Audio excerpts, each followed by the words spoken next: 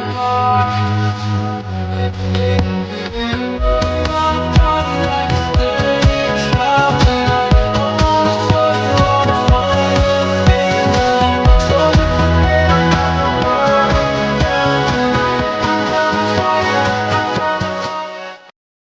guys, apa kabar?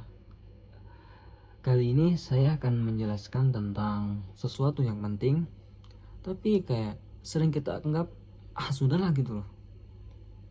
Apa itu? Ya, benar, Pancasila.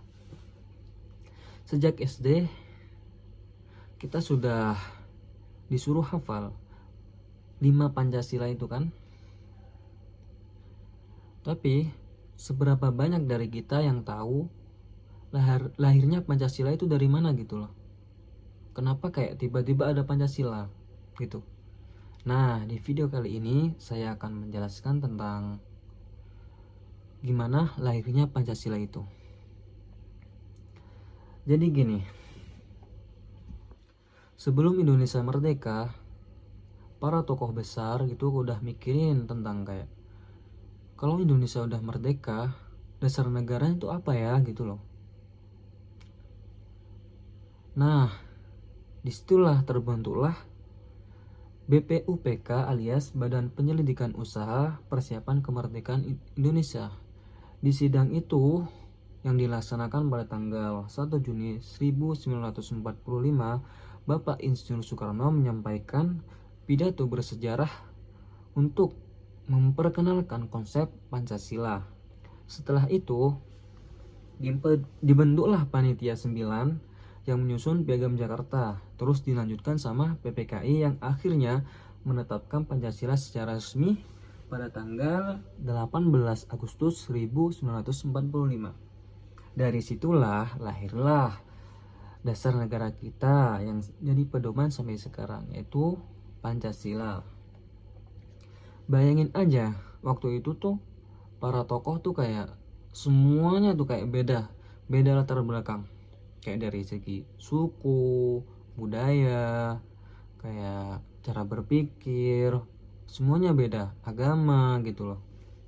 Tapi mereka tetap duduk bareng gitu, ngomongin baik-baik, cari titik tengah gitu kan, ya enggak? Nah, dari situlah itu kayak contoh nyata dari Pancasila itu sendiri gitu loh, yaitu sikap saling menghormati dari rasa cinta tanah air gitu loh. Buat saya pribadi, dari sejarah lahirnya Pancasila, pelajaran paling berharga adalah pentingnya toleransi dan gotong royong. Sekarang tuh kayak kita tuh hidup di era digital yang serba cepat. Kadang kita gampang banget kayak berdebat di media sosial, cuma kayak gara-gara beda pendapat gitu loh. Tapi kalau ingat semangat para pendiri yang dulu, pendiri bangsa dulu, harusnya kita bisa belajar buat lebih sabar, kayak terbuka dan saling menghargai. Nilai-nilai kayak kemanusiaan, keadilan, dan persatuan itu nggak cuma cocok pada zaman dulu, tapi juga buat generasi sekarang gitu loh. Jadi kayak jangan mikir kayak itu mah apa pikiran zaman dulu gitu. Jadi gak boleh gitu. Jadi kayak sikap saling gotong royong, toleransi itu harusnya sampai sekarang dan sampai kapanpun itu harus ada di hati kita gitu loh. Jadi guys, kayak jangan cuma hafal Pancasila, tapi coba terapin dalam kehidupan sehari-hari gitu loh. Mulai dari hal kecil seperti kayak bantu-bantu, gotong royong, kayak jaga sopan santun gitu loh. Terus kayak jangan kayak gampang kayak